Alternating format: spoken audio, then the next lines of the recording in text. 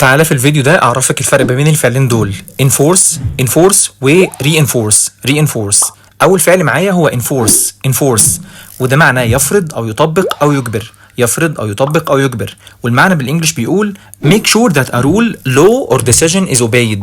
make sure that a rule, law or decision is obeyed، يعني تتأكد ان قانون ما او قاعدة او قرار بيطاع. والمعنى التاني بالانجلش بيقول to impose a penalty or punishment on someone who breaks a rule. to impose a penalty or punishment on someone who breaks a rule، تفرض عقوبة او جزاء على شخص ما بيكسر القاعدة. والأمثلة بتقول the police will enforce the speed limit on the highway. the police will enforce the speed limit on the highway. the police will enforce the speed limit on the highway، يعني سوف تفرض الشرطة حد السرعة على الطريق السريع، هتطبق الحد ده أو السبيد ليميت يعني على الطريق السريع. والمثال التاني بيقول the teacher will enforce the classroom rules. the teacher will enforce the classroom rules. the teacher will enforce the classroom rules، يعني سوف يفرض المدرس قواعد الفصل الدراسي أو هيطبقها. تبقى كده كلمة enforce يفرض أو يطبق أو يجبر.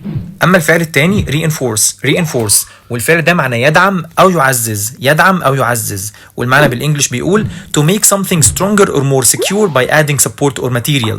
to make something stronger or more secure by adding support or material، يعني بتخلي حاجة أقوى أو أكثر أمنا بإن أنت تزود دعم أو مادة معينة.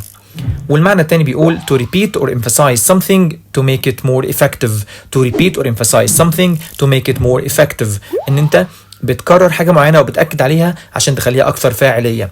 والأمثلة بتقول we need to reinforce the bridge with steel beams. we need to reinforce the bridge with steel beams. we need to reinforce the bridge with steel beams، يعني احنا بحاجة إلى تعزيز الجسر بأعمدة من الفولاذ. The teacher will reinforce the lesson with additional examples. The teacher will reinforce the lesson with additional examples. The teacher will reinforce the lesson with additional examples، يعني سوف يعزز المعلم أو المدرس الدرس بأمثلة إضافية. يبقى كده كلمة enforce معناها يفرض أو يجبر أو يطبق، أما reinforce معناها يعزز أو يدعم.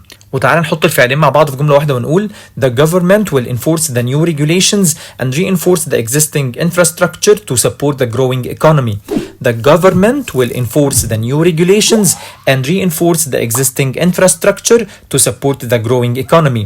The government will enforce the new regulations and reinforce the existing infrastructure to support the growing economy، يعني سوف تفرض الحكومة اللوائح الجديدة أو هتطبقها وتعزز البنية التحتية للانفراستراكشر الحالية لدعم الاقتصاد المتنامي. وبكده يكون خلصنا فيديو النهاردة. أتمنى طبعا يكون عجبكم وتكونوا استفدتوا من الكلمات اللي احنا قلناها والجمل اللي احنا قلناها.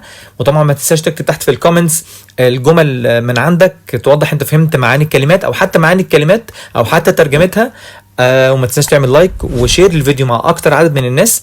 ولو طبعا محتاج اي كلمه الفرق ما بين كلمتين او افكار معينه عايز نعملها في القناه اتمنى تكتب تحت في الكومنتس. وان شاء الله اشوفكم في فيديو جديد. السلام عليكم ورحمه الله وبركاته.